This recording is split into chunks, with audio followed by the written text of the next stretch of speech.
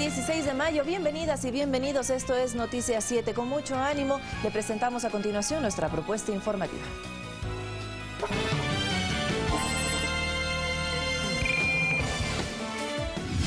Hoy el Consejo Nacional Electoral entregará las credenciales al presidente y vicepresidente electo Lenín Moreno y Jorge Glass. Se abrió el Museo de la Presidencia. Aquí se exponen todos los obsequios recibidos por el presidente Rafael Correa durante sus 10 años de gobierno. En Argentina, el presidente de la República, Rafael Correa, recibirá el 16º doctorado honoris causa de la Universidad Nacional de Quilmes. En lo internacional, el ciberataque mundial registra 200.000 nuevas víctimas. La mayoría son empresas de 150 países.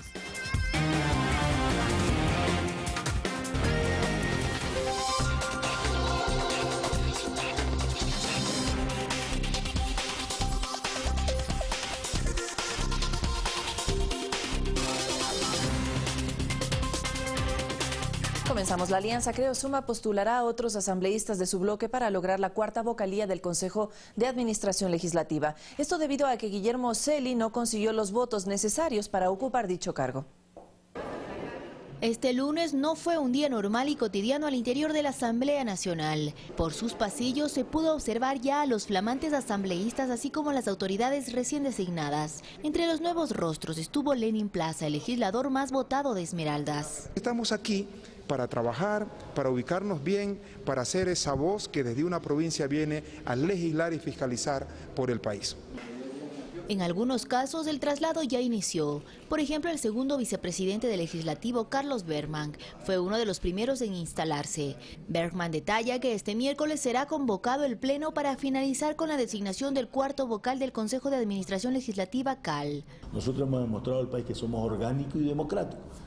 Buscamos, presentamos, hay los votos, bienvenido sea en cualquiera de las posiciones. Luis Pachala, asambleísta de la Alianza Creo Suma y Ciari, adelantó que su bloque ya definió los nombres de quienes pueden alcanzar este cargo y descartó postular nuevamente a Guillermo Celi. Hemos tenido algunos diálogos y dentro del bloque hay un consenso. Vamos a presentar otros nombres. Incluso Guillermo Celi está consciente de que ya participó y luego en el bloque pues hay otra decisión interna. Bergman, quien es asambleísta de Alianza País y Unidad Primero, señaló además que este miércoles ya se conocerá la conformación de las 13 comisiones legislativas. Bueno, todas las comisiones, una vez constituidas de una manera democrática, eligen entre ellos los presidentes y los vicepresidentes. Esa ha sido la norma y seguirá manteniendo esa misma norma democrática. Trataremos a tener acuerdos de acuerdo a los perfiles que tenga cada asambleísta. Según dicho legislador, no se descarta que la oposición presida alguna de las comisiones. Habrá la posibilidad siempre que presidan o vayan de vicepresidente y será la conformación de las comisiones. Olga Velasco, Ecuador TV. José Serrano, Viviana Bonilla y Carlos Bergman dirigen el legislativo. Estos tres asambleístas tienen una amplia trayectoria política. Enseguida revisemos sus perfiles. El cargo que ocupó antes de optar por postularse a la Asamblea fue el de ministro del Interior desde mayo del 2011. José Serrano Salgado, de origen cuencano, hizo frente a la delincuencia. Durante su gestión se desarticularon bandas y se capturó a muchos de los procesados incluidos en las listas de los más buscados, lo que le valió la imagen de hombre fuerte e implacable. Sin embargo, su incursión en la política no empieza en el gobierno de Rafael Correa. Fue activista por los derechos humanos y denunció la muerte del fotógrafo chileno Julio García, asfixiado por gases lacrimógenos en las protestas que llevaron a la caída de Lucio Gutiérrez en 2005. En el gobierno de Alfredo Palacio llegó a ser ministro del Trabajo. Desde el 2007 empezó su cercanía con Rafael Correa, primero ocupando la subsecretaría de Minas y Petróleos, a cuya gestión se calificó de transparente y ágil.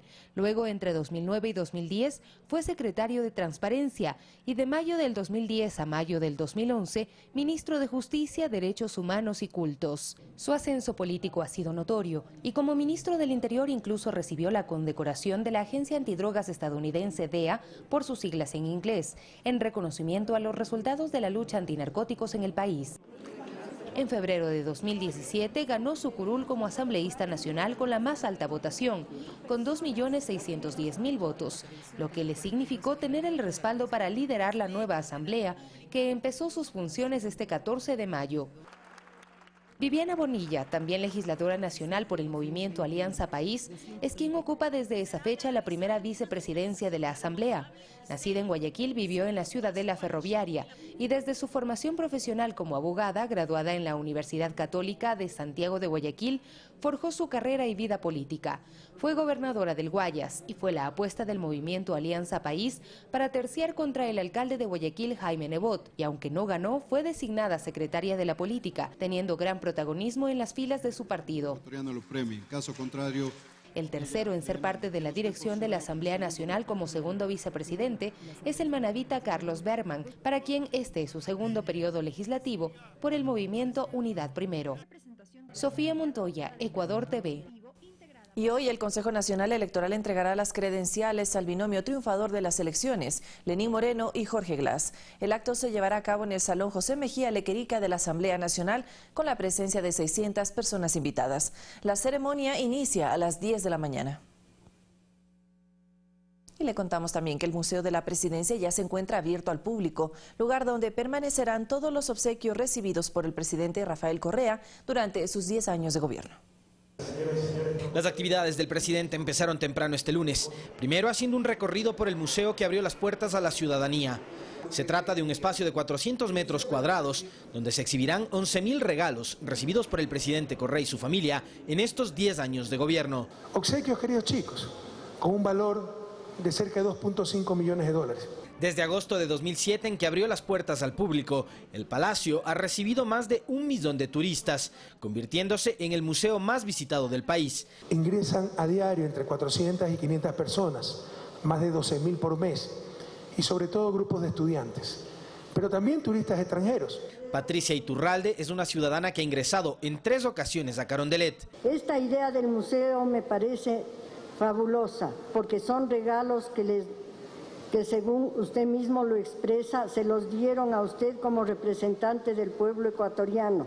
Entre los objetos que permanecerán en el museo se encuentra la banda presidencial, que lució el presidente Correa en esta década. La banda presidencial que he usado estos 10 años, bordada a mano con hilo de oro por las hermanas del monasterio del Buen Pastor contemplativas, también la pueden encontrar en la sala de exhibición y podrá ser usada por un futuro gobernante. Además, anunció la construcción de un museo de la memoria en las instalaciones donde funcionó el Servicio de Investigación Criminal, o SIC-10, durante el gobierno de León Febres Cordero. De ingrata recordación por los crímenes de lesa humanidad que allí se cometieron, como la desaparición de los hermanos Restrepo.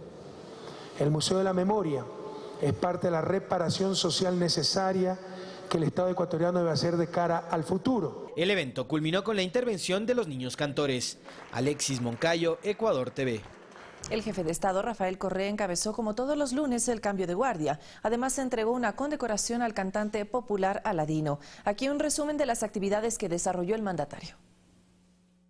Tras la inauguración del Museo de la Presidencia, el jefe de Estado encabezó el habitual cambio de guardia de los lunes, acompañado de varios invitados especiales y autoridades. Pasado el mediodía se hizo la entrega de la condecoración de la Orden Nacional al Mérito en el grado de oficial a Enrique Vargas Mármol, Aladino, en reconocimiento a su dilatada trayectoria artística. Condecorarte es reconocer en ti a un representante de ese pueblo, de esa alma popular, cuyo sentir, cotidianidad, penas y alegrías traduces en tus canciones. El cantante popular improvisó su discurso, con el cual agradeció el gesto del mandatario. Señor presidente, usted es un buen amigo. Con distancia y tiempo es un buen amigo. Nada va a cambiar, lo sabe ser amigo. Usted será por siempre un buen amigo. Usted es un buen amigo aunque vaya lejos. Usted es un buen amigo, porque lo que deja quedará aprendido. Pido a Dios que siempre camine con usted. Muchas gracias. Mientras que el presidente destacó la sencillez del artista y relató algunos pasajes que han compartido juntos en esta década de gobierno. Me ha tocado viajar varias veces con Aladino y les aseguro que es un placer por una persona entregada a su trabajo, que jamás ha perdido su sencillez, con una gran perspicacia, conocedor de su país, de la realidad, de su gente. Posteriormente compartieron un almuerzo de confraternidad en el salón de banquetes del Palacio de Carondelet. Alexis Moncayo, Ecuador TV. Te vamos a extrañar, aunque te vas, nunca te voy a olvidar, nunca te voy a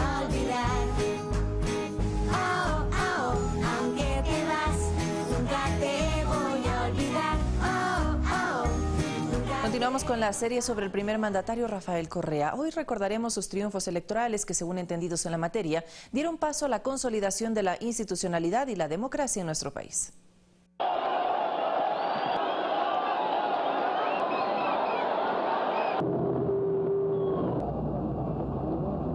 La Plaza de la Independencia en el centro histórico de Quito ha sido el escenario de acontecimientos que marcaron en varias ocasiones la democracia ecuatoriana. 10 años atrás la situación política era inestable. Una etapa marcada por paros, protestas, derrocamiento de presidentes e inclusive congresos convertidos en un ring de boxeo.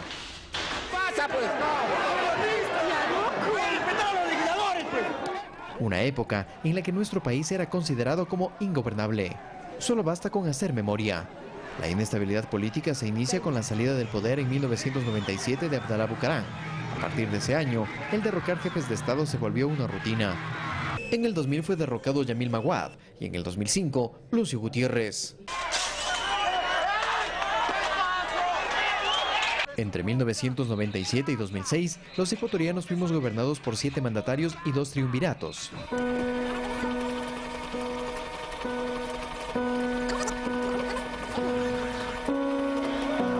Y si tuvimos esa cantidad de presidentes, usted podrá imaginarse, y quienes nos escuchan, la cantidad de ministros que esos presidentes tuvieron. El promedio de duración de un ministro me parece que estaba entre 3 y 5 meses. Parte de los testigos de estos acontecimientos son quienes han heredado o se mantienen en los locales cercanos al centro político del país, el Palacio de Carondelet. Fue bastante duro. Lo que hacíamos es cerrar los locales e irnos pronto. Anteriormente sí, cuando botaban bombas o cercaban la plaza, ahí nos dejaban cruzados de brazos. Por lo demás ahora todo está tranquilo. Son personas que con la experiencia que le dan sus años reconocen que la situación actual dista mucho de lo que tuvo que soportar el país con los gobiernos anteriores, en lo que para muchos calificaba como un Estado fallido. Frente a esta especie de descalabro del Estado que tenía el país, ha habido un proceso de recuperación de lo público y de recuperación del Estado.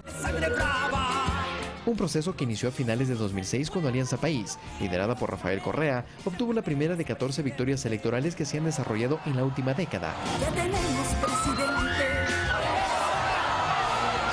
Con lo cual, se logró legitimar una democracia duradera que ha sido recuperada por etapas. En aquel año, el entonces candidato Rafael Correa ganó las presidenciales con el 57% de apoyo ciudadano. Más de 3.500.000 personas votaron por el Nobel político. A partir de ahí, logró más triunfos electorales. El 15 de abril de 2007, ganó la consulta para convocar a la Asamblea Constituyente con el respaldo del 81.7%. El 30 de septiembre de 2007, los candidatos de gobierno ganaron arrolladoramente las curules para asambleístas constituyentes. El 28 de septiembre de 2008, venció en el referéndum para aprobar la nueva Constitución con el 63.9%. En 2009, Rafael Correa ganó en primera vuelta la presidencia de la República con el 52% de la preferencia electoral. Esto se ve reflejado además en los importantes avances que el país ha tenido en diferentes áreas estratégicas, gracias a la sinergia que actualmente mantienen las funciones del Estado, lo que ha permitido articular esfuerzos para lograr los objetivos planteados. La fortaleza política del presidente Correa hizo que de su figura emane la legitimidad para todo el sistema político. En la consulta popular de 2011, la voluntad del soberano brindó un respaldo importante al proceso político de la Revolución Ciudadana, lo que permitió grandes cambios en la manera de brindar justicia en el país. En 2013, la victoria electoral número 9 de Rafael Correa con Jorge Glass como compañero de fórmula permitió avanzar con el trabajo en beneficio del país. Dicho binomio ganó las presidenciales con el 57.2% de apoyo. Más de 4.900.000 personas votaron por Alianza País. La estabilidad política fue respaldada en las últimas elecciones de 2017. Es muy difícil encontrar un periodo en la historia que haya combinado estabilidad institucional y proceso de democracia y de consulta a la gente. Es prácticamente inédito. Es así que después de 10 años, la ciudadanía no exige la salida del gobernante de turno, sino todo lo contrario. El pueblo ya no sale a derrocar a presidentes, sale a defender un proceso tal y como sucedió el 30 de septiembre de 2010, día de la sublevación policial. Carlos Flores, Ecuador TV. Y según analistas en el tema laboral, en estos últimos 10 años se incrementó el salario, se eliminó la tercerización, entre otros puntos. Dicen que el gobierno nacional priorizó al ser humano antes que al capital. Veamos. Hace 10 años recibimos un país en el cual, con el eufemismo de flexibilización laboral, se había legalizado la explotación con figuras tales como la tercerización. Existía la contratación por horas sin estabilidad. Una de las promesas de campaña de Rafael Correa en 2006, año en el cual participó por primera vez en una elección presidencial, fue terminar con la tercerización e intermediación laboral. El entonces candidato a este tipo de sistemas los consideraba como precarización laboral. Un tema a favor del empresario, pero tal vez puede estar perjudicando en algo a los empleados. Teníamos derechos, nada por el estilo, probablemente jubilación. En 2004, el expresidente Lucio Gutiérrez expidió un decreto ejecutivo en el cual reglamentó la tercerización laboral. Hasta el 2007, más de 4.000 empresas tercerizadoras operaban en el país. De estas, solo 550 tenían permisos emitidos por el Ministerio del Trabajo. Cuando llegamos al gobierno encontramos un Estado que veía al trabajador como un objeto más del sistema productivo del país, que veía al trabajador como una pieza más de la cadena productiva. Y evidentemente eso hacía que el trabajador no sea considerado como el eje fundamental de la producción. El 29 de abril de 2008, la Asamblea Constituyente de Montecristi aprobó el Mandato 8 con el que se puso fin a la tercerización, a la intermediación laboral y al trabajo por horas. Se abolió esa tercerización que era una forma nefasta de precarización laboral, el trabajo por horas. Otro de los logros de este gobierno en temas laborales fue el de dignificar el trabajo doméstico remunerado. No se tenía lo que es el seguro social, no había los décimos, no había vacaciones, en horarios básicamente de 12 horas y hasta más. El hecho de que nos hayan puesto en el grupo de trabajadores en general y que nuestro salario sea unificado, eso ha sido un gran logro realmente. Las personas con discapacidad también se beneficiaron de las políticas laborales. Por disposición legal, las empresas con más de 20 trabajadores están obligadas a contratar a personas con algún tipo de discapacidad. Antes tenían mucho más dificultades para encontrar empleo, claro que sí. Ahora, gracias a esta política, pues, tenemos más éxito. Ahora tenemos oportunidades todas las personas con discapacidades. La decisión política del presidente Rafael Correa ha permitido que los derechos de los trabajadores sean garantizados en la nueva Constitución de la República. Son esas cosas que de alguna manera le han devuelto la dignidad al trabajador ecuatoriano. Rodrigo Galvez, Ecuador TV. Y a continuación escuchemos otra de las frases emblemáticas del presidente Rafael Correa en estos 10 años de gobierno. Desde que se inventó la imprenta, la libertad de prensa es la voluntad del dueño de la imprenta.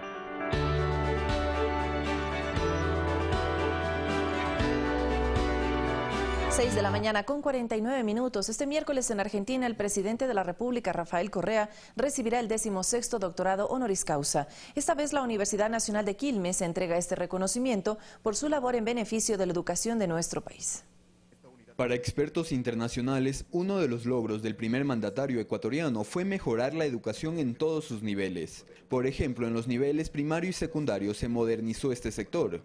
Se construyeron decenas de escuelas del milenio e inclusive se institucionalizó la gratuidad educativa. En lo que tiene que ver con la educación superior, se cerraron universidades por no cumplir con estándares de calidad. Por estas y otras razones, este miércoles en Buenos Aires, la Universidad Nacional de Quilmes otorgará al presidente Rafael Correa un nuevo doctorado honoris causa.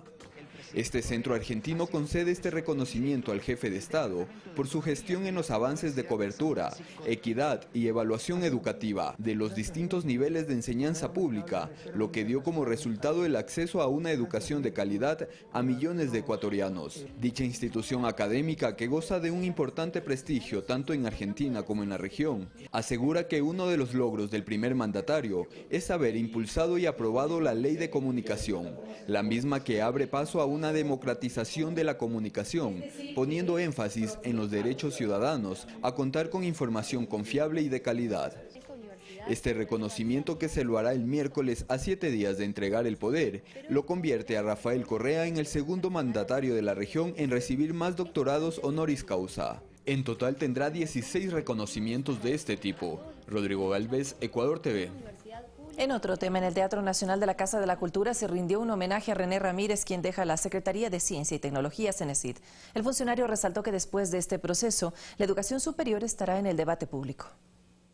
Sus característicos anteojos de marco rojo fueron el símbolo del homenaje de agradecimiento que becarios, docentes, investigadores y emprendedores prepararon para René Ramírez, quien termina su periodo como titular de la Secretaría Nacional de Ciencia y Tecnología. A una persona que nunca le dio la espalda a los estudiantes, un ser humano que buscó la equidad social con la única herramienta que puede lograrlo, que es la educación.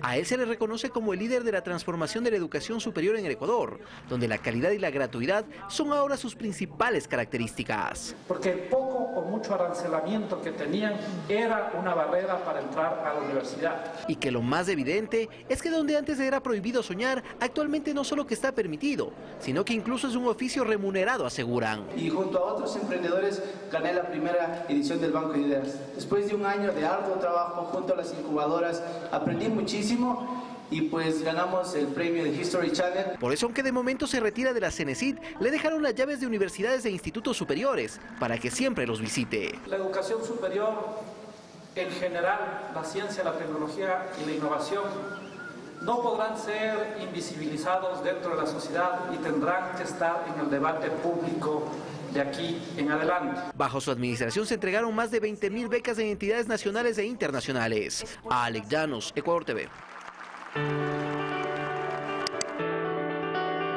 La honestidad de la que se jactan no es más que vulgar cinismo.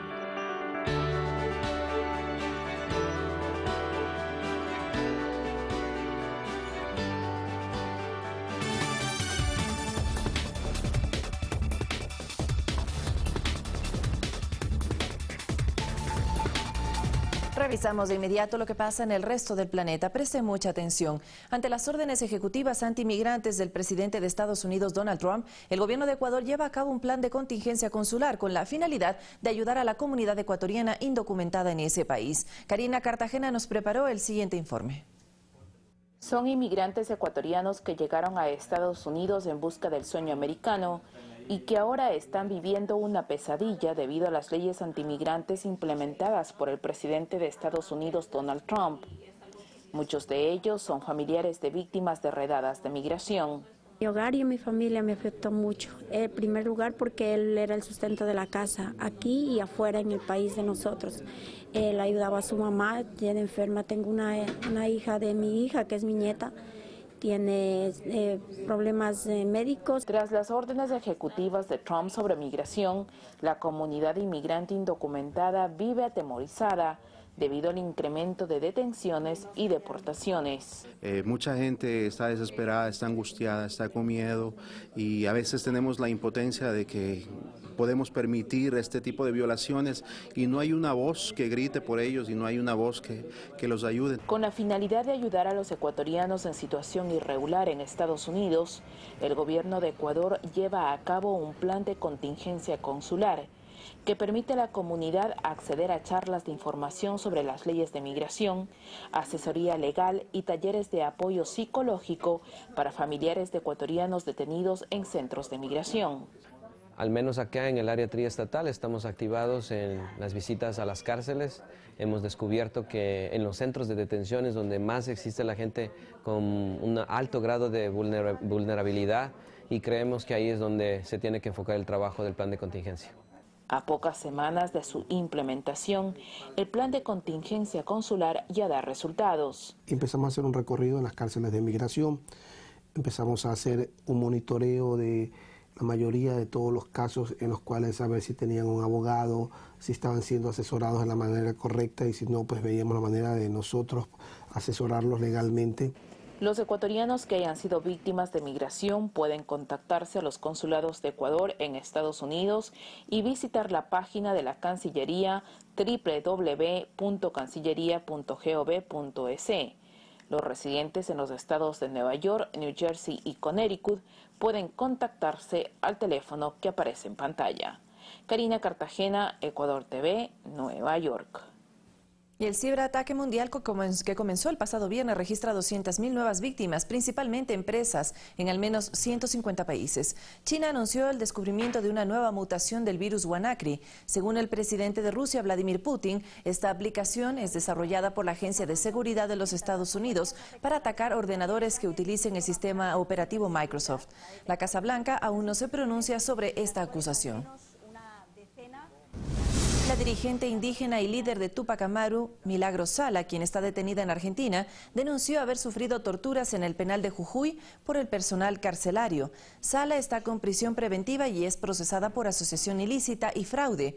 Esto mientras la Cámara de Apelaciones y Control de esa ciudad rechazó distintos recursos interpuestos por la detenida y otras 31 personas, entre ellos exfuncionarios y cooperativistas.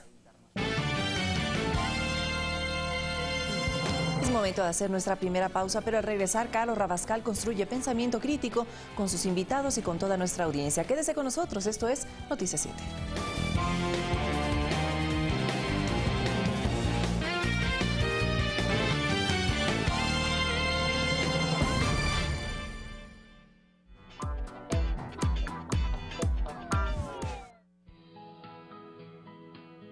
En muchísimos casos, la llegada de un nuevo bebé a la familia significa alegría, pero sobre todo expectación, Vanessa. Obviamente, hay mucho más. Así es, Arturo, tenemos que prepararnos anímicamente, socialmente, pero también económicamente. Tendremos dos expertos que nos permitirán despejar nuestras dudas. Por supuesto, y le esperamos entonces, como siempre, aquí, en Al Mediodía. A las 12 en punto, por Ecuador TV.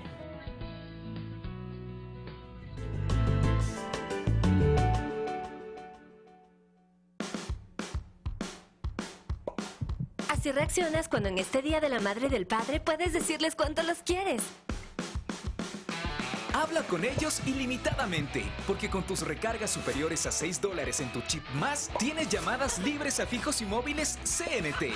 Además, recibes bonos en redes sociales y más minutos para hablar con otras operadoras. Cámbiate al prepago que puede más. CNT es LTE 4G.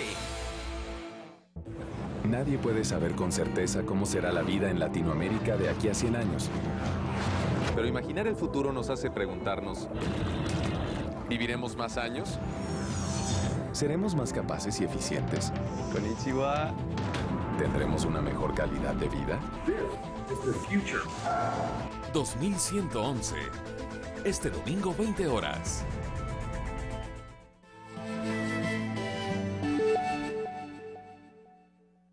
Esta persona está desaparecida. Joana Abigail Barreno Mariño. Desapareció el 12 de julio del 2010 en Riobamba, Chimborazo. La estamos buscando. Ayúdanos a encontrarla. Llama al 1-800-3354-86. Recompensa hasta $200,000. Le invitamos a ver El Otro Lado de, un programa basado en entrevistas a personalidades ecuatorianas que han sido reconocidas a nivel nacional o internacional por su trayectoria, la trascendencia de sus logros y la importancia alcanzada en sus aspectos políticos, deportivos, culturales y sociales. Marco Antonio Bravo nos mostrará la vida detrás de su imagen pública y que casi todos desconocemos. El otro lado que influyó para llegar a ser personalidades representativas del Ecuador. El otro lado de, todos los sábados, 20 horas, por Ecuador TV.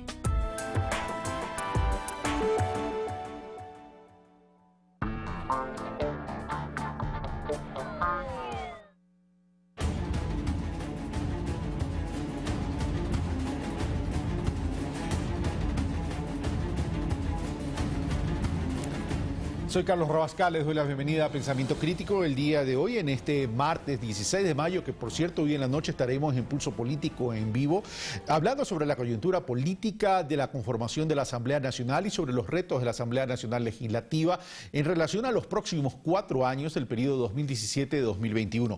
Pero aquí en Pensamiento Crítico, en el primer bloque, tendremos a Catarina Costa, presidenta de la Federación Nacional de Cámaras de Industrias del Ecuador, con quien vamos a hablar sobre la necesidad de tener diseñada una agenda productiva para los próximos 4 años. Luego tendremos a Santiago Pérez, director de la encuestadora Opinión Pública, para hacer una evaluación de las percepciones ciudadanas, no solo de cómo termina el gobierno, sino también de cómo inicia el nuevo gobierno.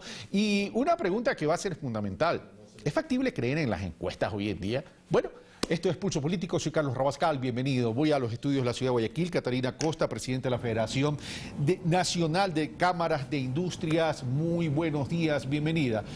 Catarina, qué gusto verla. desde hace algún tiempo no la tenía ya en mis programas, ahora que es flamante presidente de la Federación de las Cámaras de Industrias, está de nuevo acá con nosotros. Bueno, la necesidad de diseñar una agenda productiva. Los próximos 4 años son fundamentales. Por cierto, si bien el petróleo ha sido importante para el Ecuador, es momento que los ojos se centren en una economía postpetrolera. No estoy diciendo que no le demos importancia al petróleo, pero hemos visto que cuando el precio del petróleo disminuye, afecta la liquidez del país. Por tanto, la agenda productiva es fundamental.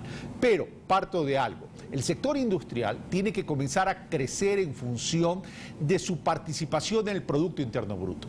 Al año 2015 era el 12% del Producto Interno Bruto y desde el 2006 en adelante más o menos esa ha sido la media. ¿Cómo hacer que una agenda productiva eficaz, eficiente y oportuna pueda hacer crecer esa participación en el Producto Interno Bruto? Catarina Costa, buenos días, bienvenida. Muchas gracias por la invitación, un cordial saludo a toda la teleaudiencia de Ecuador TV. Efectivamente, si bien es cierto que tanto sector público como sector privado tenemos que de forma conjunta construir una agenda productiva para el próximo periodo de gobierno, también nosotros estamos muy preocupados por la situación a cortísimo plazo. Por tanto, creemos que es urgente la reactivación productiva para la generación de plazas de trabajo. Allí nos preocupa muchísimo los indicadores del empleo inadecuado, que han crecido desde el año 2007, que estaba en el 51%, al 57% en el año 2017. Sentimos esa presión de generar plazas de trabajo, ya que 8 de cada 10 puestos de empleo adecuado los genera el sector productivo.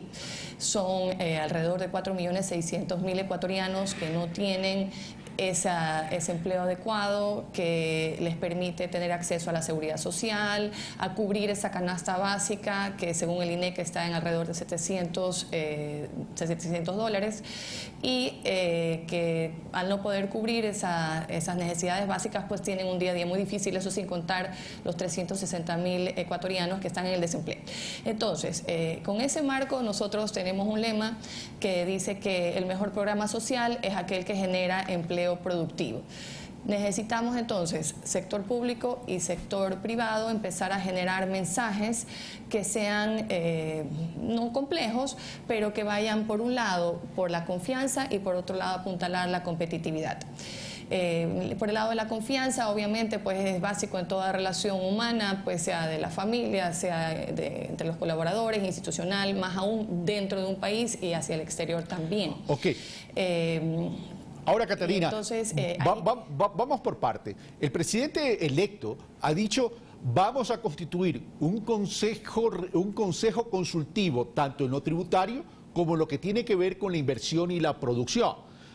Son órganos, organismos o instancias que en teoría o en principio, y digo en teoría y en principio porque todavía no se ha posicionado el nuevo gobierno, que estaría enviando mensajes al sector productivo a efectos de poderlos incorporar y trabajar en equipo. En ese sentido, ¿ustedes qué propuestas tienen para plantear esos consejos consultivos, acercarse al gobierno y poder establecer inversión, producción, generación de empleo, crecimiento y desarrollo?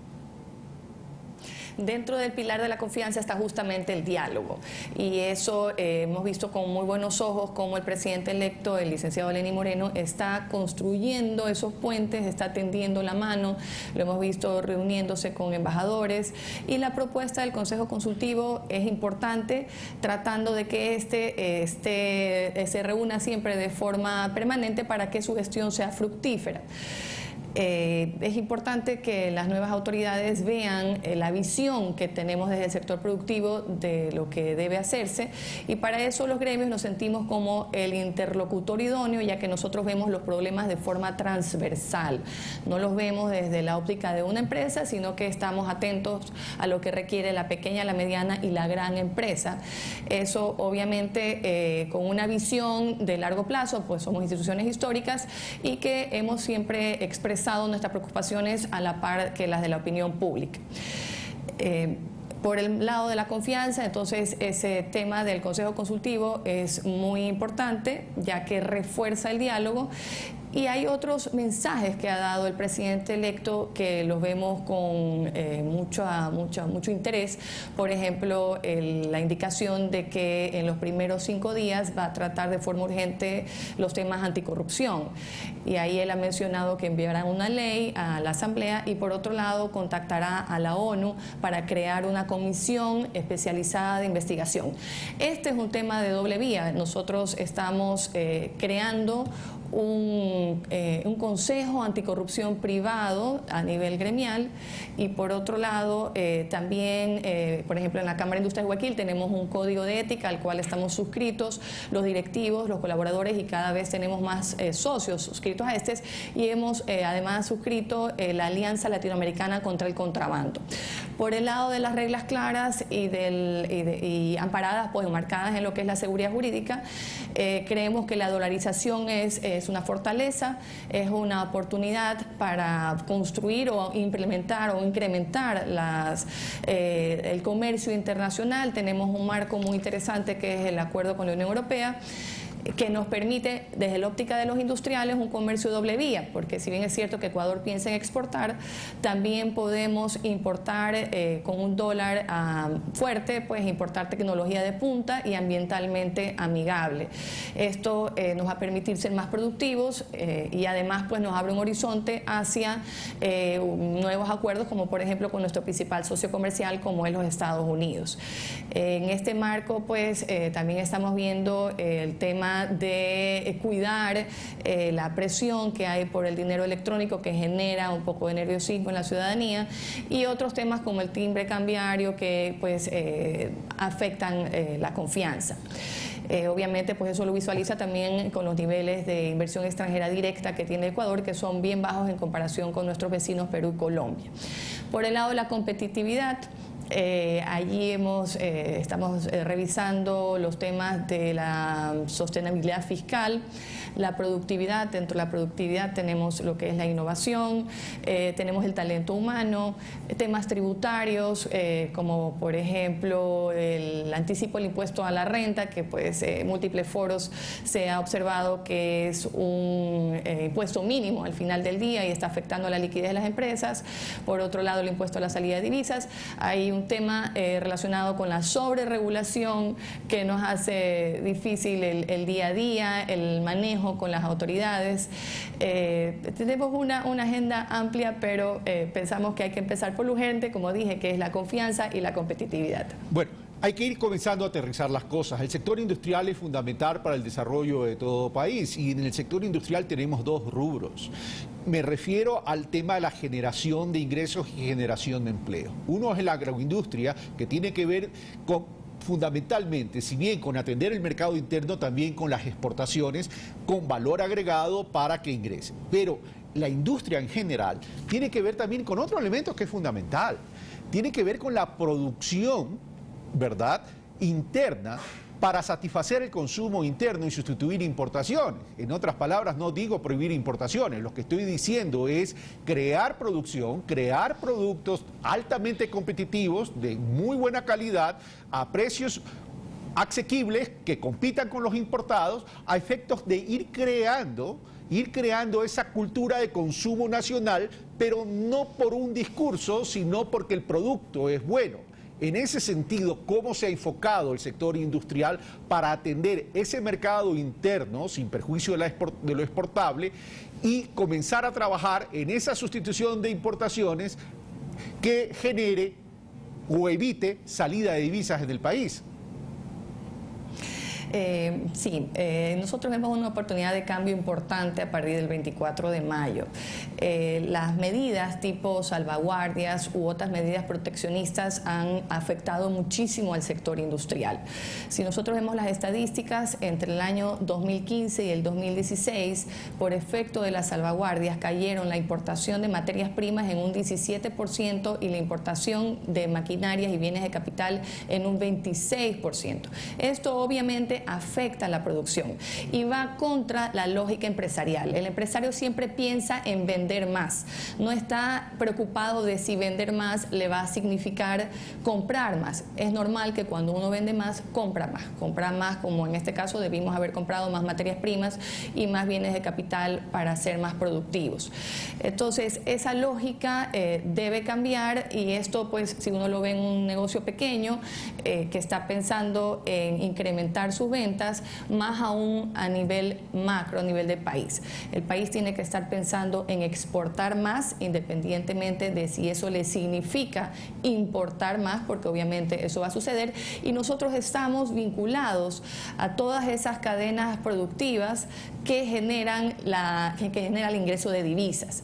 Es para nosotros muy importante esa dinámica porque, como le decía, somos proveedores, la industria, de casi todas las cadenas productivas, y nos afectamos cuando éstas sufren. Por ejemplo, el sector de la construcción, que está afectado actualmente, pues nos afecta los suministros de hierro, de cemento, de vidrio, de plásticos, de aluminio. Entonces, son sectores sensibles. Entre el año 2015 y el 2016, el sector de la manufactura decreció en un 0.5%, y uno ve claramente los sectores más golpeados. Sin embargo, lo que usted mencionaba y las propuestas para el próximo gobierno respecto de la agroindustria son importantes, porque ese sí es un sector que creció el año pasado. Nosotros vemos con muy buenos ojos la demanda de alimentos, no solo a nivel nacional, sino a nivel internacional, y eso requiere de sofisticación, de valor agregado, que estamos dispuestos a dar con los marcos jurídicos correspondientes. Ahora bien, si bien es importante el elemento confianza, y el elemento confianza y credibilidad es fundamental para todo tipo de relación, y esto es de doble vía, por lo menos recibo de parte suya con muy buen agrado ese código de ética que ustedes dicen mantienen dentro de las cámaras, para que en caso de que exista algún actor de ese gremio en temas de corrupción, también sea sancionado por lo menos moralmente o excluido de las cámaras. Pero vamos a lo siguiente, esa confianza es de doble vía. Si bien las salvaguardias afectaron al sector industrial en los rubros que usted ha mencionado, que tiene que ver importación de materia prima e importación de bienes de capital en los porcentajes indicados, esto se da en un momento de coyuntura que hubo liquidez en el país con la disminución del precio del petróleo. Pero si hubiera existido en el país ese recurso privado que está en los paraísos fiscales, a lo mejor se hubiera podido sobrellevar mejor el ambiente de la economía. En ese sentido, ¿a qué se compromete el sector privado para invertir? Porque esto no es cuestión solo de pedir, esto es cuestión de dar y pedir, de dar y recibir, de doble vía. Porque se requiere hoy en día, y ya no estamos para jugar, el concurso tanto en lo público como en lo privado, pero en términos reales, en términos de decir, a ver, si existen 30.000 millones afuera, esos 30.000 millones deberían regresar, y no por una ley, sino por el convencimiento y la fe que existe en un país. En ese sentido, ¿a qué se compromete el sector industrial? Bueno, a nosotros nos corresponde todas las obligaciones empresariales, por ejemplo, los temas tributarios, la lucha anti el contrabando, aportar con las autoridades ese diálogo, esa información que se requiere para poder tener la visión de las cosas que nos están afectando, y obviamente la legalidad. Nosotros creemos firmemente en las reglas claras, en la seguridad jurídica, somos respetuosos de la ley, y eso debe ser así. Y yo creo que a través del diálogo, usted tiene toda la razón, este es un tema de doble vía, a través del diálogo tenemos una gran oportunidad a partir del 24 de mayo, un cambio real y positivo que ningún ecuatoriano debe desaprovechar. Definitivamente es así, ya es momento de ver hacia el futuro e ir construyendo en el corto, en el mediano y en el largo plazo. Caterina Costa, la comprometo para seguir haciendo análisis sobre la importancia del sector productivo del país como aporte al desarrollo del país, para ya sentarnos a dialogar sobre bases firmes y aterrizar lo que hay que hacer en el país. Caterina Costa, muchas gracias por estar con nosotros. Gracias a usted, muy buen día.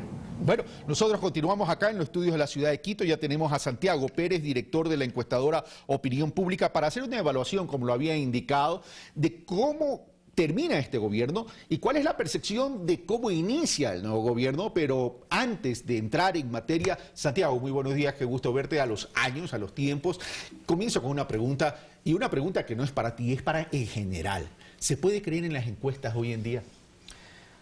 Y yo respondo, y buenos días, diciendo que en el Ecuador hay un cuestionamiento y hay que reconocer ese cuestionamiento ético y técnico a las encuestas.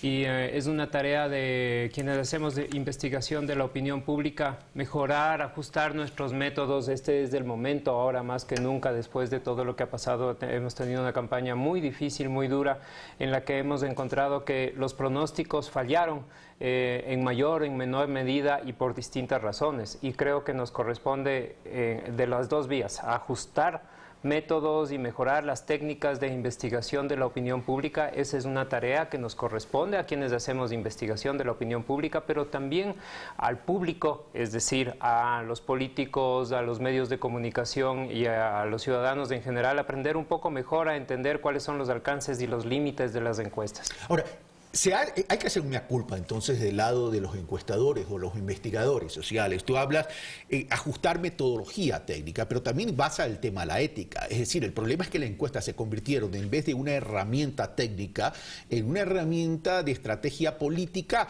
y a lo mejor incluso hasta mediática, sobre todo con la presencia de las redes sociales, tratando de incidir en la percepción de la opinión pública. Sí, efectivamente se buscó que las encuestas se convirtieran en una herramienta de la publicidad, de la propaganda, de la promoción electoral y no como una herramienta de análisis de la situación. Y eso es un gravísimo problema y eso es lo que ha ocasionado que se produzca un sesgo importantísimo entre los resultados que se pronosticaron en un estudio de opinión y los resultados oficiales. En buena medida, ahora sí también tiene una responsabilidad el Consejo Nacional Electoral haciendo todas las revisiones técnicas que sean necesarias. Me parece que es indispensable que haya ahí una buena revisión de la calidad técnica del trabajo de las empresas que hacemos de investigación de la opinión pública. Creo que no pasa el tema por fiscalías, juicios, de ese tipo de cosas, sino por un llamado más bien de responsabilidad ética de quienes estamos haciendo este trabajo. Ahora, esta es la última pregunta antes de comenzar con el tema central, pero te la tengo que hacer. ¿Cuál es la diferencia entre la encuesta de Santiago Pérez para la consulta, para las reformas constitucionales y la equivocación de ese datos? Porque ambas encuestas en su momento fallaron. Sí, no tengo exactamente el dato del tema de la consulta popular. Tengo los datos que nosotros tenemos con respecto a nuestra encuesta última de lo que preguntamos cómo votó en la primera y en la segunda vuelta y el resultado oficial de las elecciones.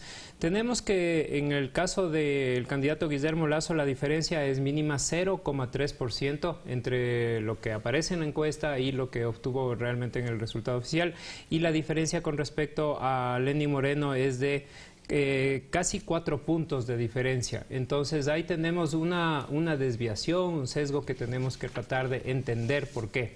Me parece que la clave es comenzar a integrar nuevas técnicas de investigación, probablemente integrar otros hallazgos y herramientas como herramientas cualitativas, conocer el comportamiento de las redes sociales, entender el efecto del rumor que se produce. Pero ¿no será también que el elector se siente presionado y que no contesta la verdad en su momento? Es posible también, y ese es un tema ese es uno de los aspectos críticos de la investigación, saber hasta qué punto a través de este mecanismo que consiste en ir y visitar en los hogares a las personas a preguntarles cuáles son sus opiniones, estamos obteniendo la verdad de ellas. ¿Es posible que estén ellos ocultando su verdadera opinión? ¿O es posible también que la muestra sea insuficiente? ¿No estamos llegando suficientemente a los sectores más altos o a los más bajos? ¿O la política incidió tan fuerte en la cotidianidad que la gente se siente presionada? Y eso lo lleva a lo mejor a no responder. El nivel de confrontación puede haberles llevado a algunas personas a no responder lo que pensaban. Entremos en materia, Santiago. Claro que sí. Percepciones de la ciudadanía sobre cómo termina este gobierno luego de 10 años. Me refiero al gobierno de la Revolución Ciudadana. Sí, es muy interesante que ahora a los 10 años de un gobierno mirar los resultados de la encuesta. Fueron entrevistadas 2.270 personas a nivel nacional entre el 22 y 24 de abril. Fueron entrevistadas en parroquias urbanas y rurales personas mayores de 16 años que son seleccionadas de manera aleatoria y son entrevistadas en sus hogares y les buscamos que digan ellos de la manera más sincera qué es lo que opinan. Empecemos por la calificación de la labor del presidente Rafael Correa. No sé si vamos a poder ver el gráfico. La cámara 2 te va a enfocar en la computadora. Ahí vemos... Ahí está bien, entonces, está bien. Sí, ahí vemos este gráfico en el que se puede ver el seguimiento de la calificación de la labor del presidente Rafael Correa en el tiempo. Vemos, esta es una secuencia de todas las encuestas nacionales que se han realizado durante todo este tiempo. Tenemos en este gráfico mostrando desde mayo del 2014 y las dos líneas, la que está arriba es la de calificaciones positivas, la de abajo la de calificaciones negativas. Vemos que siempre se mantiene una diferencia entre positivos y negativos favorable en cuanto a la gestión de la labor del presidente Rafael Correa. Para la última gestión, 62% de calificaciones positivas contra 36% de negativas. Es una calificación interesantemente alta luego de tanto tiempo, ¿no? Vemos que sí hay una diferencia con respecto a un periodo anterior, en donde la calificación tenía más de 80% de calificaciones de opiniones positivas y un menos de 20% de negativas. Luego se produce un cierto descenso en los meses de los años 2015-2016. El punto más bajo es el inicio del año 2017 con 56% de positivas contra 42% de negativas, y se produce una recuperación recientemente ahora en los meses de marzo y abril para estar de nuevo encima del 60% de calificaciones ¿En algún positivas. momento en estos 10 años estuvo por debajo del 50% la calificación positiva? No, nunca nunca se cruzaron las líneas, nunca hubo más negativos que positivos, al menos de acuerdo con la investigación sostenida que nosotros hemos venido haciendo.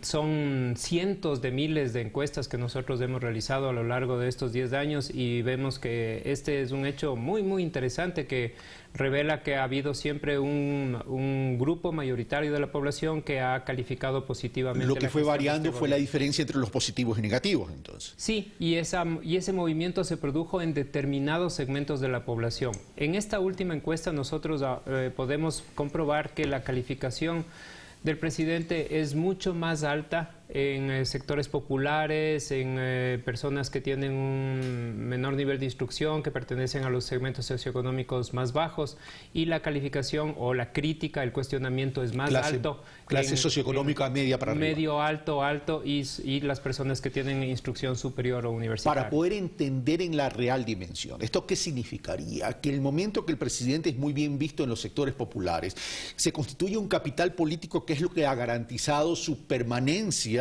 de los 10 años, me refiero a permanencia por la cantidad de elecciones que se ganaron, y que pudo apalancar esta elección del 2017 también como proyecto político? Sí, porque en definitiva esa es la conformación social ecuatoriana. Hay el grupo mayoritario es... La masa electoral es popular, se podría decir, ¿no es cierto?, de segmentos socioeconómicos medio bajo, menos del bajo, pero más bien el medio bajo, ahí es donde está concentrado. Interesantemente también en los dos segmentos de la población extremos, en los jóvenes hay bastante apoyo, pero también en los mayores de 60 años. ¿Y en los mayores de 60 años también hay apoyo? Sí. Probablemente es por los beneficios que se reciben de algunos programas sociales. O sea, que estaríamos hablando que la línea sensible de este proyecto político está entre los 35 y los 55 años. El adulto, la persona adulta, que es probablemente un poco más crítica, y también hay una diferencia ciertamente a nivel de regiones y de zonas urbanas rurales. De las zonas rurales es mayor el apoyo que en las zonas urbanas, y en la costa es también mayor el apoyo que en la sierra. ¿Eso fue cambiando a lo largo de los 10 años? Porque comienzan con un apoyo más fuerte en la sierra que en la costa. Fue cambiando a lo largo de los años y tuvo que ver mucho con la dinámica de la gestión de gobierno y con la dinámica del proceso político que hemos vivido a lo largo de todos estos años. Durante algún momento el apoyo, sobre todo en la ciudad de Quito, era abrumador, y ese apoyo fue desvaneciendo, se fue disminuyendo, sobre todo en estos segmentos de clase media, media alta y en el nivel de instrucción superior, en las personas que tienen un nivel de instrucción superior. ¿Qué incidencia tiene que ver lo ideológico en estos indicadores? ¿Tiene una real incidencia? Porque contigo he hablado algunas veces y me acuerdo de una pregunta que te hice allá, si no me equivoco, por el año 2009. Te dije, ¿el Ecuador es un país ideológico? Sí, bueno, primero que nada, mi comentario, entre paréntesis, al respecto, es que yo estoy en contra de todo este marketing político que quiere ver a los candidatos como un producto y que quiere venderlos como si fuera una bolsa de papas fritas. Me parece que hay una evaluación compleja de parte de los ciudadanos en el momento de que expresan un apoyo y que ese apoyo se expresa en la votación.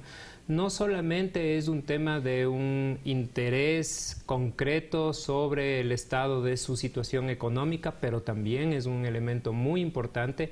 ¿Cómo está la economía? ¿Cómo está su situación de empleo, de trabajo? En otra palabra, ¿cómo está el bolsillo? La dotación de servicios básicos, las obras que están haciendo. ¿Cómo está el bolsillo que no tiene nada que ver con ideología? Sí, pero también hay otro elemento que contribuye a darle forma a todo esto, que se podría decir los elementos ideológicos del pensamiento y que tiene que ver con la adhesión o simpatía hacia determinadas formas de liderazgo y muchos otros aspectos. Es complejo. Me quedan 6 minutos. ¿Qué otro indicador tenemos? Sí, queremos también entonces presentar cómo está la perspectiva la posición de los ecuatorianos frente al nuevo gobierno. Les hemos preguntado a las personas que entrevistamos en este 22, 23, 24 de abril cuál es su posición frente al nuevo gobierno luego de este resultado que hemos tenido. Un 39%, esta porción de acá, dice que apoya al nuevo gobierno. El 39%, es decir, el mismo porcentaje, espera a ver cómo actúa para tener una posición frente a él, y un 15,8% dice que rechaza al nuevo gobierno, un 5% no se pronuncia de ninguna manera en este momento. Es interesante entonces que vemos que no hay un grupo muy grande que esté rechazando al nuevo gobierno de entrada, solamente de 16%, menos de 2 de cada 10 y casi 4 de cada 10 está apoyando. Y el grupo que se podría decir el más importante es el que espera a ver cómo actúa para tomar una posición. Hay una expectativa generada. Hay una expectativa, hay una página en blanco de alguna manera, inclusive entre quienes votaron por la otra candidatura. Lo hemos hecho analizando el cruce de las preguntas entre por quién votó y qué es lo que espera frente al nuevo gobierno. Dada tu experiencia, los 100 primeros días van a ser clave, pero el punto de partida va a ser la designación del gabinete, porque ese es el primer mensaje que va a dar. El segundo punto de partida va a ser el discurso del presidente en términos de líneas generales, en términos líneas políticas que va a acercar en su discurso el 24 de mayo. Sí, todos los momentos son importantes. El día de las elecciones fue un momento importante, los días siguientes a las elecciones y el comportamiento que tuvieron los candidatos a los días siguientes en las elecciones fue importante para modelar la opinión pública. Estos días son importantes, el día de la posesión y los primeros días van a ser importantes.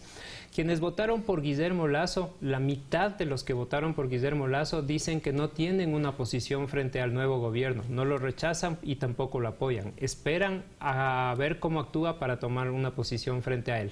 Obviamente los que votaron por Lenín Moreno tienen mayoritariamente una posición más adherente ya de partida y esos son los que conforman ese grupo que está apoyando. Los que votaron en nulo, anularon el voto o dejaron en blanco también tienen una expectativa. Más de la mitad o casi 6 de cada 10 esperan a ver cómo actúa el nuevo gobierno para tomar una decisión frente a él. ¿Tenemos algún dato de la Asamblea? Tenemos la confianza en la Asamblea Nacional, que es un indicador que nosotros medimos habitualmente relacionado a las instituciones públicas. Hemos analizado empresa privada, gobierno nacional, organizaciones campesinas indígenas, Asamblea Nacional. Mencionemos los datos de la Asamblea Nacional.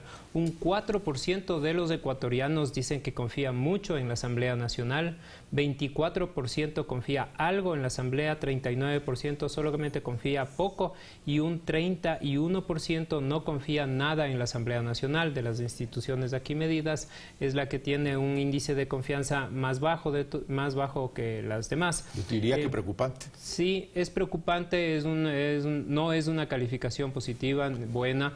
Sin embargo, no se puede decir que esto haya sido un despeñadero de los últimos meses o del último tiempo, sino que es algo que se ha mantenido, se ha venido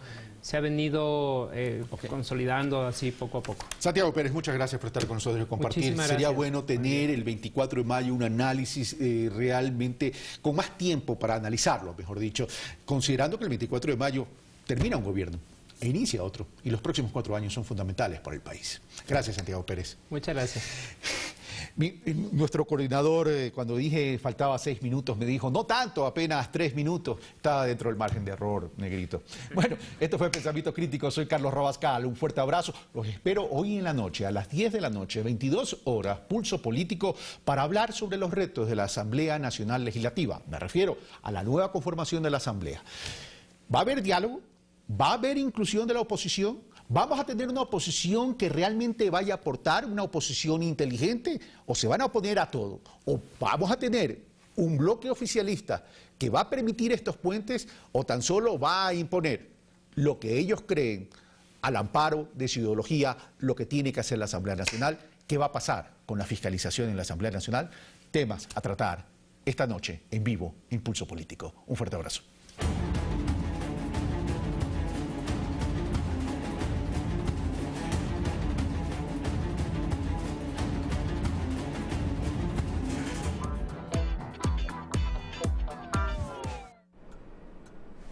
No sé por qué dicen que me parezco a mi mamá. Si a mi edad, ella solo miraba novelas. Yo tampoco soy parecido a mi papá. Si no hacemos nada igual. Solo nos parecemos en nuestro plan de CNT. Ambos tenemos un Doppio Box Z con 2.5 GB, 70 minutos para hablar, Facebook, WhatsApp libres y Deezer Premium por 6 meses. Pero mi plan tiene un bono de 18 GB para YouTube y ellos con Office 365 y 1 TB en nube. Bueno, el precio del plan también es igual. Tienes mucho en común con ellos, por eso CNT tiene un plan perfecto para todos. Cámbiate a CNT. Vastos leviatanes, impresionantes depredadores y algunas de las bestias más extrañas que jamás hayan caminado en nuestro planeta. Ahora podemos revivir a estos animales como nunca antes. Podemos volver en el tiempo para contar la historia de estos maravillosos gigantes mientras el hielo transformaba su mundo. La BBC nos trae Gigantes de Hielo, segunda parte, miércoles 20 horas.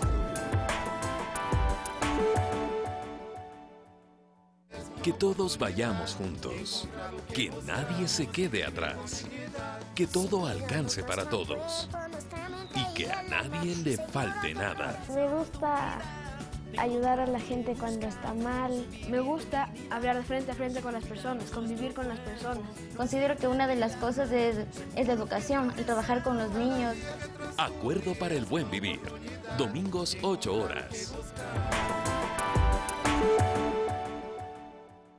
Puná es una isla de la provincia del Guayas, que se encuentra escondida entre manglares y rodeada de las fértiles aguas de la desembocadura del río que da nombre a la provincia. Todo tenemos fresquito, todo natural. El pescado, la concha, el cangrejo. Si dice uno, oh, quiero ir al bosque, y uno se va y camina hacia el bosque. Quiero ir al mar, viene al mar. Quiero ver manglar, uno puede ver manglar. Ecuador multicolor, hoy, 14:30.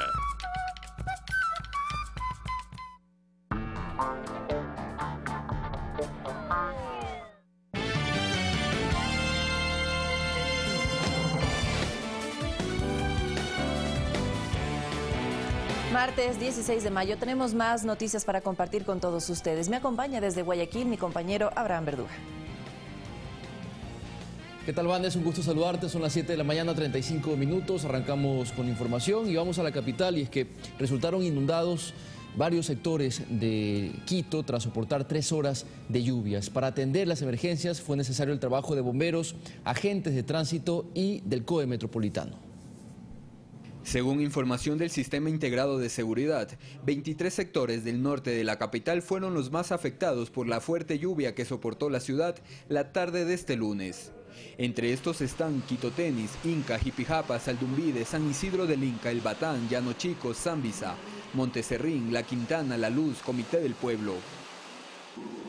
Para prevenir emergencias mayores, personal de la Agencia Metropolitana de Tránsito cerró el paso deprimido de la avenida 10 de agosto y Naciones Unidas por presentar acumulación de agua.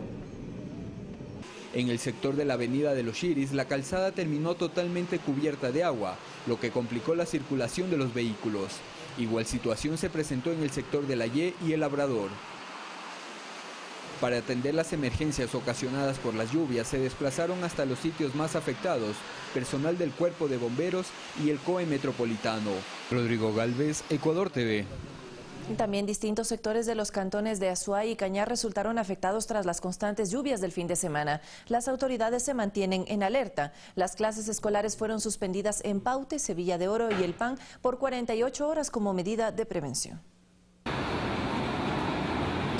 El clima la mañana de este lunes en Cuenca se presentó con un cielo despejado e intenso sol. Sin embargo, esa no fue la tónica durante el fin de semana. La lluvia fue constante y generó que los caudales de los ríos se desborden en el casco urbano. El municipio se mantuvo en estado de alerta mientras Gestión de Riesgos tomó decisiones en los demás cantones de Azuay. Bloquear la vía estatal del descanso hacia los cantones orientales hasta el tramo de la mina, fundamentalmente para limpiar los sedimentos que había por cuestiones de las aguas. En el sector de Victoria del Puertete tenemos que lamentar el fallecimiento de una persona por el tema del desbordamiento del río Tarqui. Debido a problemas de deslizamientos y con el fin de evitar inconvenientes con los estudiantes, en los planteles educativos también hay novedades. Se han suspendido las actividades escolares en los cantones de Paute, Huachapala, Sevilla y El Pan. Fundamentalmente para que los estudiantes no tengan riesgo en cuanto al traslado. La vía Cuenca-Gualaceo-Paute registró problemas de microdeslizamientos que interrumpió el normal flujo vehicular. Igual sucedió en la vía Cuenca-Girón Pasaje en el sector del Portete de Tarqui. No hay novedades en la Molleturo Naranjal, sin embargo, se solicita a los conductores y transportistas circular con precaución y evitar viajar en horas de la noche. Mientras, en la provincia de Cañar, tenemos una vivienda afectada que fue evacuada y que está ahorita en una familia acogiente en la parroquia Javier Loyola. César Tacuri Vintimilla, Ecuador TV. En un primer encuentro con medios de comunicación, el fiscal general Carlos Vaca Mancheno hizo pública su visión de lo que será su gestión en esta entidad de control. Lo hizo durante un conversatorio donde dio importantes anuncios. Uno de ellos, la creación de la Unidad Nacional de Transparencia y Lucha contra la Corrupción. Altamente especializada y compuesta de las mejores y los mejores fiscales, una investigación profunda y sobre todo una investigación del más alto sentido profesional respecto a los actos de corrupción. Hizo hincapié en que todos los organismos del Estado deben ser parte de una mesa nacional de transparencia. La lucha en contra de la impunidad, el castigo o el procesamiento de actos de corrupción no es una cuestión que le compete exclusivamente al fiscal y a la Fiscalía General del Estado. Sobre casos que la opinión pública conoce, el fiscal dijo que en la Fiscalía se sigue de cerca el procedimiento de las autoridades peruanas respecto a la solicitud de expulsión de Charlie Pareja Cordero y su hijo, investigados por el presunto delito de lavado de activos. La extradición deberá cumplir todos los procedimientos que garantizan el debido proceso para poder hacer esta extradición y poder continuar con el procesamiento. Anunció diligencias sobre la situación de Pedro Delgado. Con el propósito de que la Corte Nacional señale día y hora para una formulación de cargos por un delito de enriquecimiento ilícito del señor Pedro Delgado. El fiscal Vaca Mancheno, respecto a casos de corrupción, ofreció un trabajo objetivo sin temor ni favor a nadie. Nosotros tenemos una responsabilidad técnico-jurídica y una responsabilidad constitucional de actuar con total objetividad en la investigación de los hechos. Y se investigan hechos, no personas. Respecto al caso Odebrecht, dijo que en pocas semanas más se conocerá detalles de cómo esta empresa brasileña armó toda una red de corrupción a escala mundial. A juicio del fiscal, esto debe ser concebido como un crimen organizado transnacional. Una operación en la cual había una estructura jerarquizada de corrupción a nivel transnacional. Finalmente, el fiscal general de la Nación añadió que se fortalecerá el trabajo de la Comisión de la Verdad y reiteró que por mandato de la ley, los casos e investigaciones sobre desapariciones de personas no serán cerrados. Javier Ceballos, Ecuador TV. En Azuay, la Fiscalía allanó las oficinas de la empresa municipal Etapa en busca de información. Esta medida se tomó por una denuncia de delito de tráfico de influencias. La acción de Fiscalía se debe a una denuncia presentada por el Servicio Nacional de Contratación Pública. Los agentes fiscales ingresaron a las oficinas de la empresa municipal de agua potable, alcantarillado y telefonía de Cuenca, Etapa, esto en búsqueda de información. Por un posible tráfico de influencias en el otorgamiento de un contrato o una contratación pública. Los fiscales se llevaron computadoras y teléfonos celulares de varios funcionarios de la empresa Etapa para investigar el presunto delito de tráfico de influencias. Es que Etapa habría firmado varios contratos para la ejecución de obras de agua potable por más de 20 millones de dólares con consorcios, cuyos propietarios serían parientes de funcionarios de la empresa municipal. El gerente de Etapa hizo breves declaraciones sin dar espacio a preguntas. Rechazamos firmemente el agresivo proceder de la Fiscalía. No ha existido ningún pedido de información previo al allanamiento desproporcionado. Muchas gracias. Gracias, muy amables. Eso es todo. Lamentamos que una empresa esté involucrada en un asunto de este tipo, que ciertamente lacera la imagen de la institucionalidad de la empresa pública. El presunto caso de tráfico de influencias se conoció semanas atrás, pues lo hizo público el concejal Cristian Zamora. Se suman otros concejales que están a la espera de mayor información. César Tacuri Vintimilla, Ecuador TV.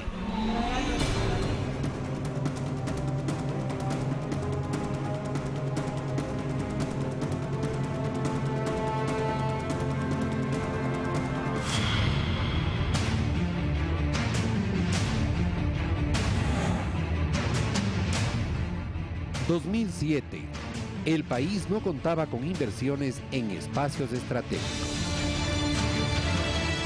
2017, 30.000 millones de dólares en inversión en sectores estratégicos.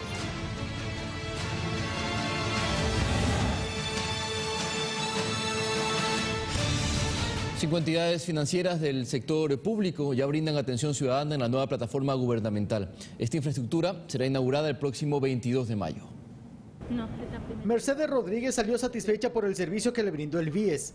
El banco del afiliado ya atiende en la plataforma gubernamental del sector financiero que se edificó en el sector de Iñaquito, norte de la capital. Muy buena la atención. Vine a ver para cuándo me toca sacar, yo hice un préstamo criptografario para ver cuándo me toca sacar la diferencia de la cesantía, entonces me atendieron muy bien, no tengo ningún problema de aquí.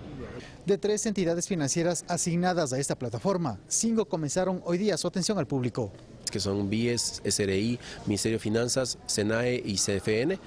En la zona destinada al servicio de rentas internas, en planta baja, están los puntos de atención que antes estaban ubicados en la agencia de la calle Páez, en la dirección zonal 9.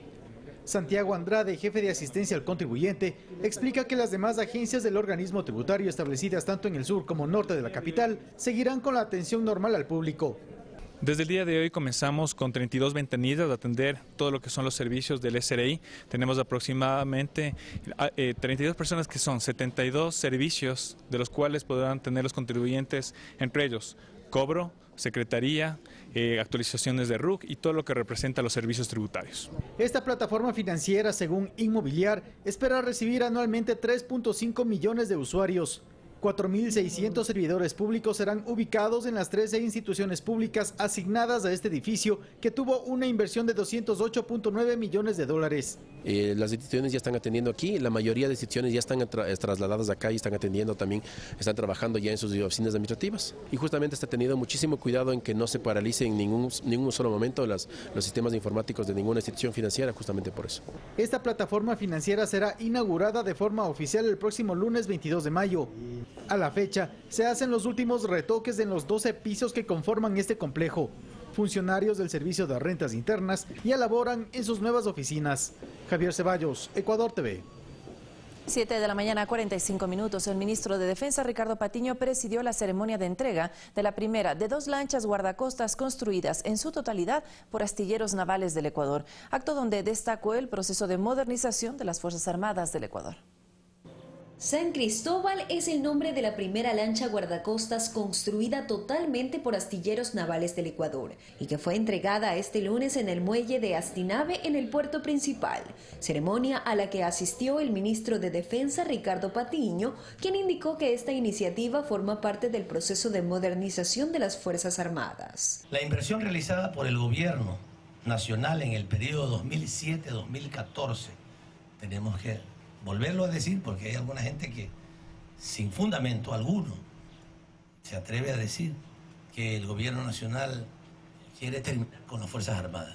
Solo en inversión 1.719 millones de dólares, 5.5 veces mayor que la realizada por los gobiernos de turno entre el 2000 y el 2006. La segunda embarcación denominada Isla Isabela sería entregada en julio próximo y tendrá similares características.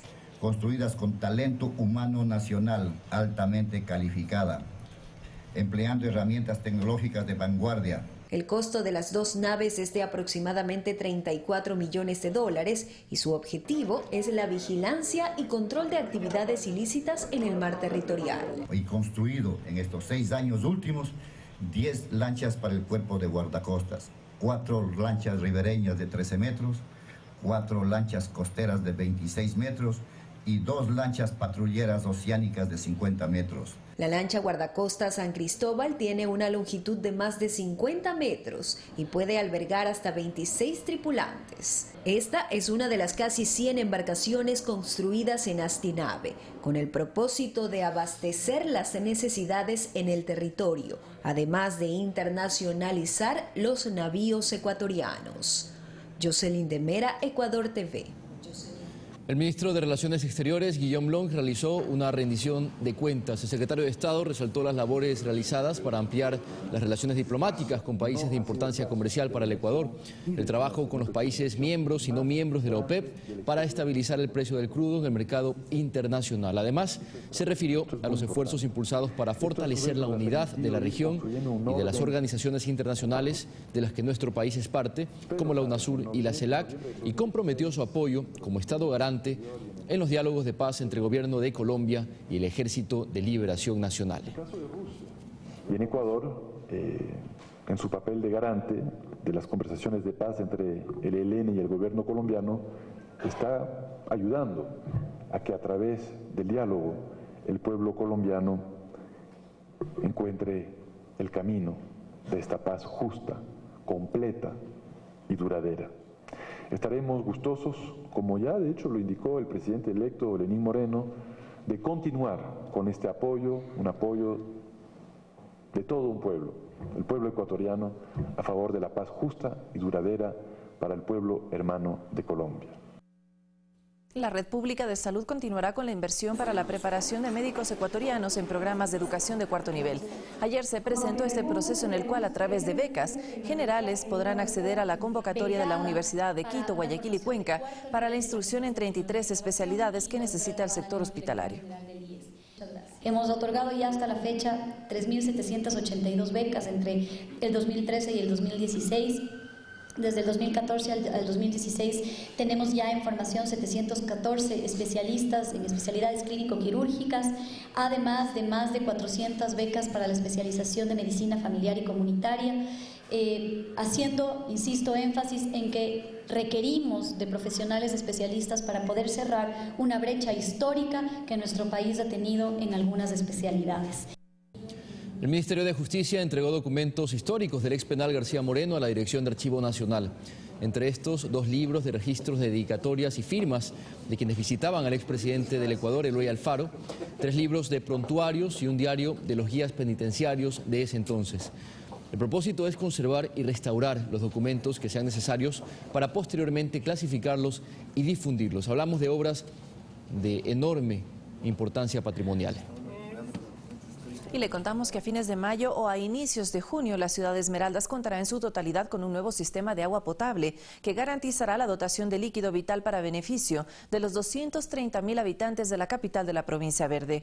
El alcalde de Esmeraldas, Lenín Lara, informó que este proyecto en su primera fase recibió del gobierno central una inversión de 130 millones de dólares.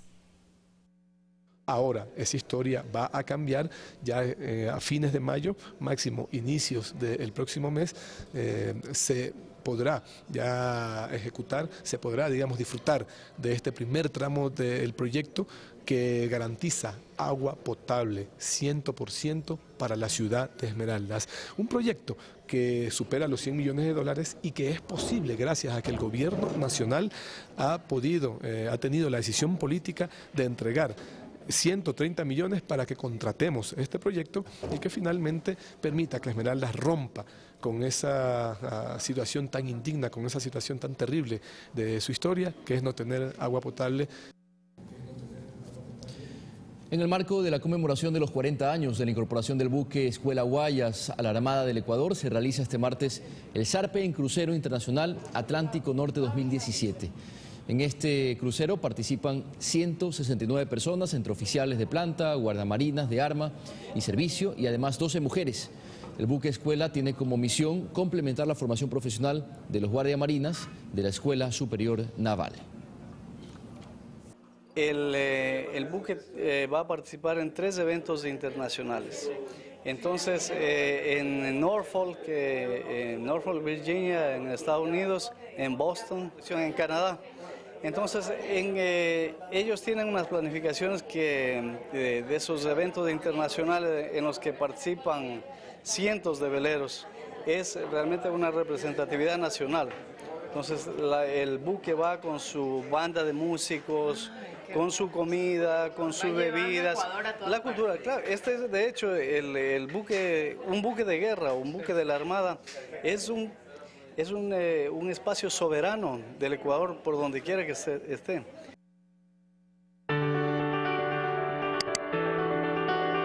La honestidad de la que se jactan no es más que vulgar cinismo.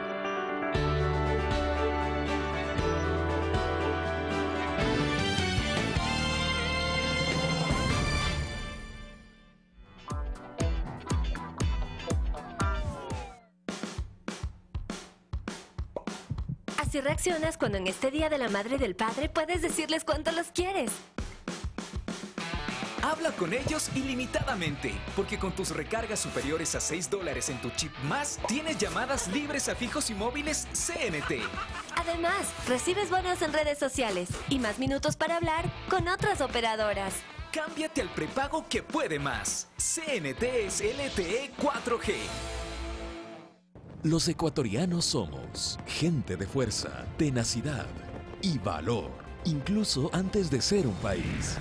Hace 2 siglos, en la noche del 23 de mayo de 1822, el Ejército Patriota, formado de serranos, costeños y latinos de la región, avanzó por las faldas del volcán Pichincha, bajo el mando del general Antonio José de Sucre.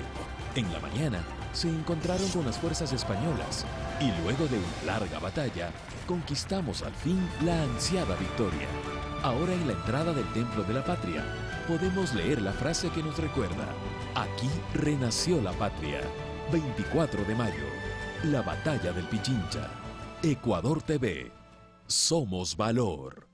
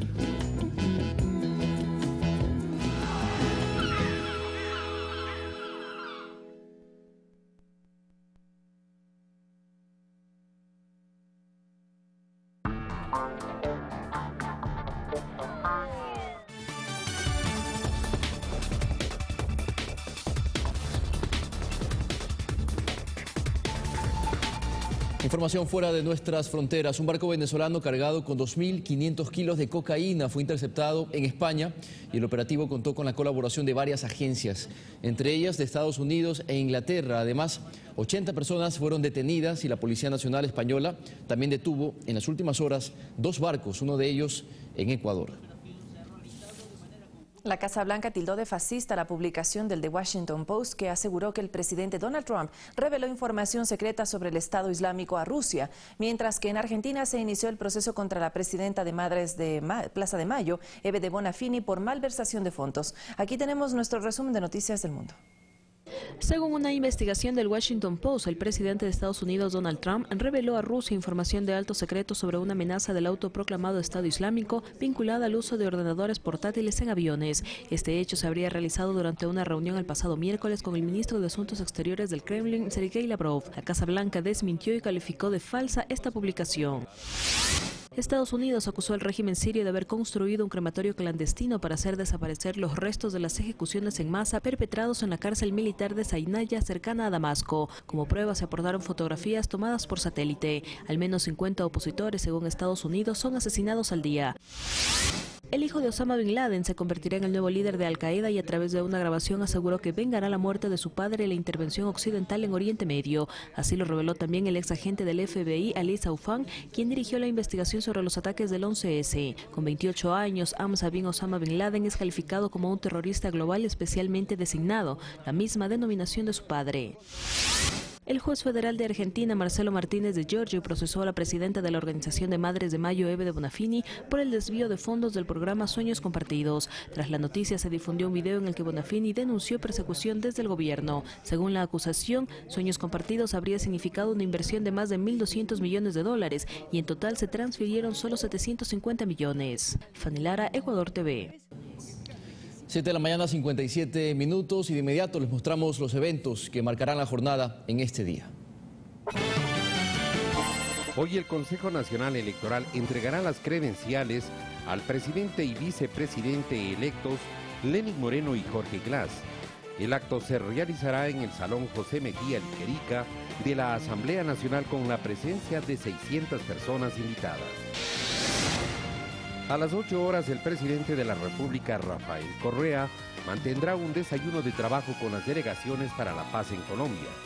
En horas de la tarde viaja a Buenos Aires, Argentina, para recibir el 16º doctorado honoris causa de la Universidad de Quilmes. La Secretaría de Gestión de Riesgos presenta su rendición de cuentas de la gestión realizada durante el año 2016 en la Universidad Técnica de Manabí. El Ministerio de Comercio Exterior firma hoy un convenio de cooperación interinstitucional para implementar la marca sectorial denominada Banano del Ecuador, desde las 9 horas en la sala del COMEX en la ciudad de Guayaquil.